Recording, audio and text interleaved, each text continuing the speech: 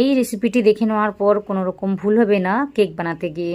তো আজকে রেসিপিটি একদম নিরামিষভাবে বানিয়েছি, তাও আবার কুকারের মধ্যে। খুব সহজে কেকটিকে তৈরি করে নেওয়া যায়। তো আশা করি আপনাদেরও ভালো লাগবে। যদি ভালো লাগে সেটা কমেন্টে তো অবশ্যই জানাবেন, সাথে সাথে আমার ভিডিওতে একটা লাইক দিবেন। নতুন কেউ হয়ে থাকলে অবশ্যই আমার চ্যানেলটিকে সাবস্ক্রাইব করে নেবেন, এইভাবে আমাকে সাপোর্ট করবেন। তাহলে চলুন আজকে রেসিপিটি শুরু করে দিই। তো সবার প্রথমে নমস্কার, কেমন আছেন সবাই? আশা করি ভালো আছেন। শুভ্র শান্তি ব্লগে আপনাদের সবাইকে স্বাগত জানাই, আমি শান্তি। এই নিরামিষ কেকটিকে বানানোর জন্য সেভাবে কিছু উপকরণ লাগে না, অল্প উপকরণ দিয়েই কিন্তু সহজে এইভাবে নরম তুলতুলে কেকটিকে তৈরি করে নেওয়া যায়।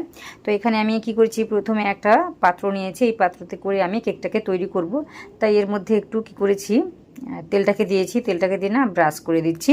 তো এইভাবে একটু তেলটাকে লাগিয়ে দেওয়ার পর আমি 1 চামচের মতো ময়দা নিয়েছি, ময়দাটাকে এইভাবে একটু ছড়িয়ে দিচ্ছি। তো এইভাবে কাজটি করলে কেকটি সহজেই বেরিয়ে আসবে। আমি সবশেষে দেখিয়ে দেবো ঠিক কীভাবে কেকটি বেরিয়ে যাবে, তো আপনারা সব কিছু বুঝতে পারবেন। তো এইভাবে আমি কাজটিকে করে নিয়েছি। করে নেওয়ার পর এদিকে আমি কি করেছি, একটা আলাদা পাত্র নিয়েছি। নেওয়ার পরতে আমি 1 কাপের একটু কম বা বলতে পারেন 1 কাপের মতো চিনিটাকে নিয়েছি। এরপর দিয়েছি আমি 1/2 কাপের মতো টক দই। তো টক যদি থাকে ভীষণই, তাহলে কিন্তু অল্প করে দিতে হবে। তো এখানে মোটামুটি টক ছিল দইটা, তাই আমি কী করেছি 1/2 কাপের মতো নিয়েছি, না হলে কিন্তু আমি 1 কাপেই নিতাম।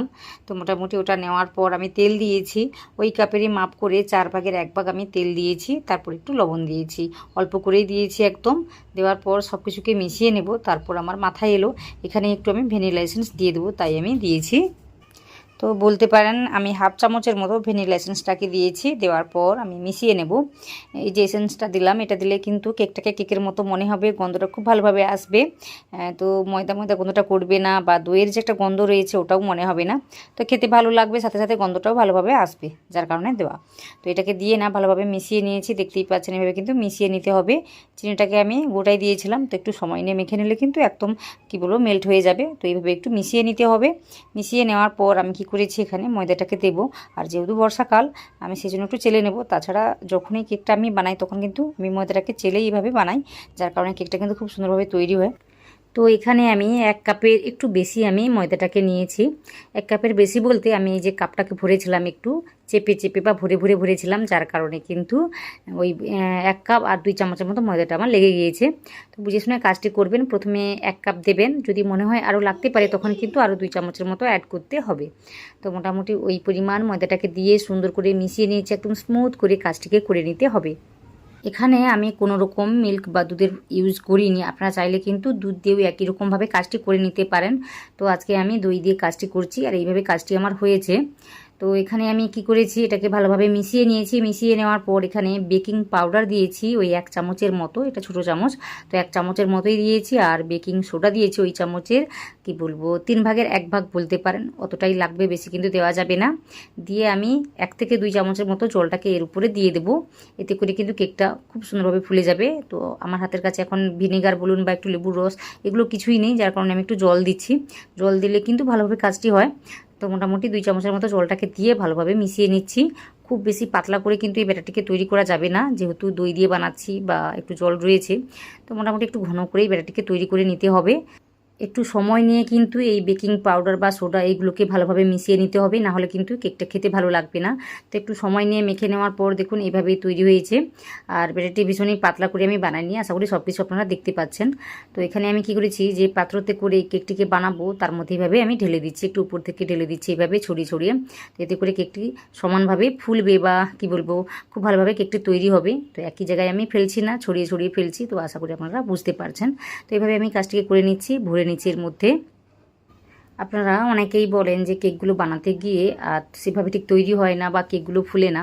তো আজকে রেসিপিটি দেখুন, আশা করি আপনাদের সব কিছু আমি বোঝাতে পারবো, বা আপনারা এরপরে যখনই বানাবেন তখন কিন্তু একদম পারফেক্টভাবে বানিয়ে নিতে পারবেন। একদম সহজভাবে দেখিয়েছি, 2-একটা টিপস আছে যেগুলো জানলে কিন্তু আপনারা সহজেই বানাতে পারবেন। তো এইভাবে দেখুন এটাকে ভরিয়ে দিয়েছি। ভরিয়ে দেওয়ার পর আমি কি করেছি, একটা চামচ নিয়েছি, চামচের পিছন দিক থেকে এইভাবে কাজটিকে করে নিয়েছি। এতে করে ভিতরে যে বাতাসগুলো থাকে ওইগুলো বেরিয়ে আসবে, না হলে কী হবে বলুন তো, কেকের মধ্যে ওই যে বড় বড় হোলগুলো থাকে না, গর্ত মতো দেখতে লাগে, ওইগুলো কিন্তু থেকে যাবে কেকটা হওয়ার পর। তো এটাকে আমি ভরে নিয়েছি। ভরে নেওয়ার পর ওইদিকে একটা কুকার আমি বসিয়ে রেখেছি। তো একটু গরম করে নিয়েছি, আমি 5 মিনিট ধরে গরম করে নিয়েছি।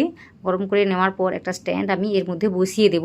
তো এইভাবে কাজটি করে নিতে হবে, না হলে যে কোনো একটা ছোট বাটি বা প্লেট এভাবে উল্টো করে দিয়ে বসিয়ে তারপরে কাজটিকে করতে পারেন। তো এখানে আমি একটা ওই যে স্ট্যান্ড নিয়েছি, নেওয়ার পর ওইভাবে রেখে দেওয়ার পর এটাকে আমি এই যে বসিয়ে দিয়েছি সাবধানে, তারপর একটা ঢাকনা লাগিয়ে দিয়েছি। ওই ঢাকনার মধ্যে দেখুন কোনো রকম হুইসেল বা সিটি বা রাবার কিছুই নেই। তো সমস্ত কিছু খুলে দিয়ে কিন্তু এইভাবে কাজটিকে করে নিতে হবে। আমি লো আর মিডিয়ামের মাঝামাঝি রেখে 40 মিনিট ধরে বেক করেছি। এতে করেই কিন্তু কেকটি সুন্দরভাবে ফুলে ফেপে উঠেছে। ওর মাঝে কিন্তু আমি একেবারের জন্য খুলে দেখিনি যে জিনিসটা কেমনভাবে তৈরি হয়েছে।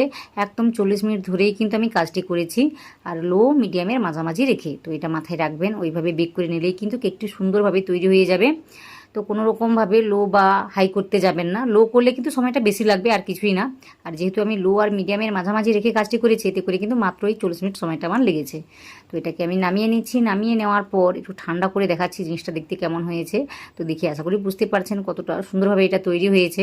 তো একটু মোটামুটি ঠান্ডা হয়েছে, সেভাবে কিন্তু ঠান্ডা হয়ে যায়নি। তো আপনাদের আমি দেখিয়ে দিচ্ছি, দেখুন কেকটি কত সুন্দরভাবে ফুলে ফেপে উঠেছে। একদম নিরামিষভাবে এই কেকটি বানিয়েছি। আশা করি আপনাদের সবারই ভালো লাগছে। অনেকেই আছে ডিম খেতে চায় না, তো আপনারা কিন্তু এইভাবে কেকটিকে তৈরি করে খেতে পারেন। খুব সহজে তৈরি করা যায়। তো আজকে আমি দই দিয়ে বানিয়েছি, আপনারা চাইলে কিন্তু দুধ দিয়েও বানাতে পারেন, একই রকমভাবে কাজটি হয়ে যাবে। তো দেখুন কেকটির পিছন দিক দেখুন কত সুন্দরভাবে হয়েছে, আর বাটিটা দেখুন একদম ক্লিনভাবে বেরিয়ে এসছে। তো এইভাবে বানালে কিন্তু মোটামুটি আপনারাও পারবেন আশা করি। তো আশা করি আজকের রেসিপিটি আপনাদের ভালো লেগেছে। যদি ভালো লেগে থাকে সেটা অবশ্যই কমেন্টে জানাবেন। সাথে সাথে আমার ভিডিওতে একটা লাইক দেবেন। নতুন কেউ হয়ে থাকলে অবশ্যই আমার চ্যানেলটিকে সাবস্ক্রাইব করে নেবেন। তো এইভাবে আমাকে সাপোর্ট করবেন। কোনো রকম রান্নাবান্না দেখতে চাইলে সেটা কিন্তু কমেন্ট করে জানাবেন। আপনাদের কমেন্টের আশায় থাকি, তো অবশ্যই একটা কমেন্ট করে জানাবেন। আশা করি আজকে রেসিপিটি আপনারা সম্পূর্ণ দেখেছেন। আপনারা যারা দেখেছেন আপনাদের সবাইকে অনেক অনেক অনেক ধন্যবাদ জানাই।